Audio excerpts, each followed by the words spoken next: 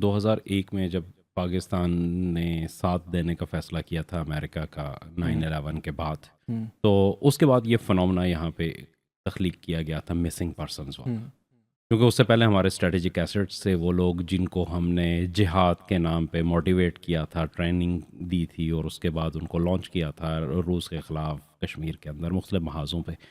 تو جب امریکہ آ گیا تو ہم چونکہ فرنٹ لائن اسٹیٹ تھے امریکہ کے، اور جو جہاد تھا وہ جو جہاد کے فتوے کے تھے کہ باہر سے اگر کوئی حملہ آور ہو تو جہاد فرض ہو جاتا ہے، اور وہ ساری چیزیں اپنی جگہ پہ موجود تھی.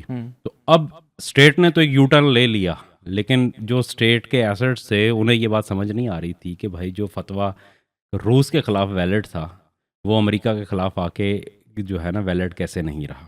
تو ظاہر ہے انہوں نے جہاد کے لیے گئے. تو ہم نے وہاں پہ کیا یہ کہ چونکہ ہم امریکہ کے ساتھ تھے اس لیے پکڑنا شروع کیا.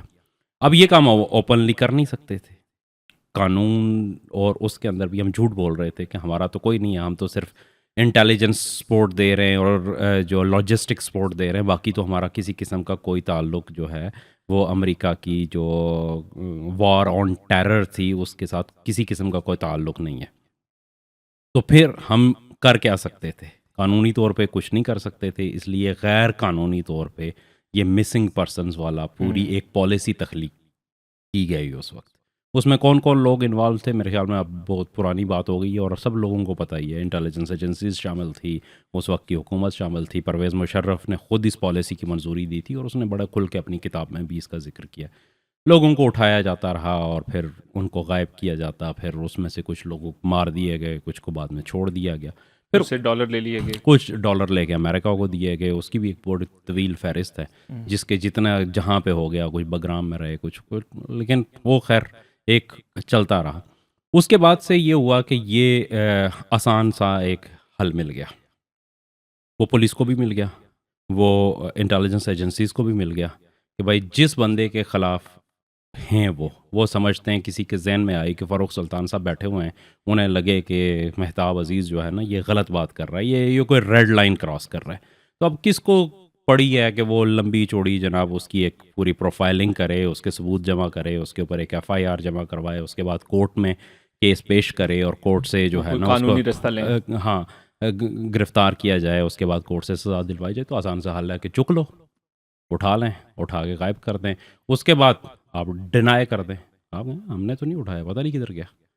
تو یہ کام 2001 سے چلتا ہے اور آج تک چلتا افغانستان ہے. چلا گیا. ہاں افغانستان چلا گیا، لوگوں کے کیمپوں میں بیٹھا ہوا ہے جہادی. عافیہ صدیقی اس کی سب سے بڑی مثال ہے. جی مطلب بے شمار قسم کی جو ہے نا وہ دلائل کیے گئے کہ جی وہ ٹیررزم میں انوالو ہو گیا وہ، لیکن سب کو پتہ ہوتا تھا کہ کیا ہے. ظاہر ہے کچھ ایسے بھی کیسز ہوتے تھے، چونکہ یہ کوئی ایک دو کیسز کی بات نہیں ہے، یہ ہزاروں کی تعداد میں تھے، اگر کریں تو شاید 1 لاکھ سے بھی اوپر جا چکے ہوں. لیکن اس میں سے ظاہر ہے ہو سکتا ہے کہ 500-700 لوگ وہ بھی ہوئے ہوں جو باقاعدہ خود گئے ہیں اور بعد میں ان کے گھر والوں کو یہ فیل ہوا کہ شاید انہیں اٹھا لیا، کیونکہ ایک پورا یا گھر والوں کو پتہ بھی تھا تو انہوں نے تاثر یہ دیا کہ اٹھا لیا. تاثر یہ دیا، یہ ہوا ہے، اس طرح کا بھی ہوا. واقعات ایسی چیزیں. لیکن اکثریت جو ہے نا وہ بہرحال اٹھائی گئی ہے، اس میں کوئی دو رائے نہیں ہے. اور 12 سے 2 بجے کے درمیان، یعنی اس کے پروٹوکول میں یہ بھی طے تھا کہ چھاپا کب مارنا ہے. ایک تو رات کو چھاپا ہے نا، دوسرا سڑک پہ اٹھا لیا گیا. اس کے بھی کئی ایک طریقے تھے، مطلب یہاں تک کہ پہلے جو ہے نا وہ باقاعدہ جو ہے نا کالے ویگو ڈالے آ کے اٹھاتے تھے. جب وہ زیادہ بدنام ہوئے تو اس کے بعد یہ ہوا کہ پولیس کی گاڑیوں میں اٹھایا گیا، مطلب بہت ساری CCTV فوٹیج آئی اور پتہ چلا کہ پولیس کو کہہ دیا کہ بھائی نہ تو یہ ہمارے لوگ ہیں نہ ہماری گاڑیاں ہیں. چونکہ جب وہ آ گئی وہ پھر کچھ ایسا بھی ہوا کہ ایک گاڑی نے آ کے ٹکر ماری بندے کو اور ایمبولینس آئی وہاں پہ روکی، اٹھا کے ایمبولینس میں ڈالا اور وہ لے گئے. وہ اس کی CCTV فوٹیجز موجود تھی، پتہ چلا کہ وہ بھی غائب ہو گیا. تو خیر یہ چلتا رہا. لیکن اس میں جو بڑی چیز ہے جس کو میں کہنا چاہ رہا ہوں کہ عدلیہ کا کردار اور ریاست کا کردار جو ہے نا اس کے اندر بہت گھنونا تھا. 2001 سے ہم نے دیکھا عدلیہ نے کبھی بھی اس کو سیریسلی نہیں لیا. مطلب ہم نے بڑے دیکھے وہ جب افتخار چودھری صاحب تھے تو بڑی بڑی بھڑکیں مارا کرتے تھے. کچھ لوگ تھے جنہیں اس راولپنڈی ہائی کورٹ نے رہا کیا تھا، 11 لوگ تھے جو باہر نکلے اور ان کے لواحقین باہر کھڑے تھے، ان کے سامنے اٹھا کے لے کے گئے 11 لوگوں کو اڈیالہ جیل سے، جنہیں عدالت نے رہا کر دیا، ان کو دوبارہ غائب کر دیا گیا.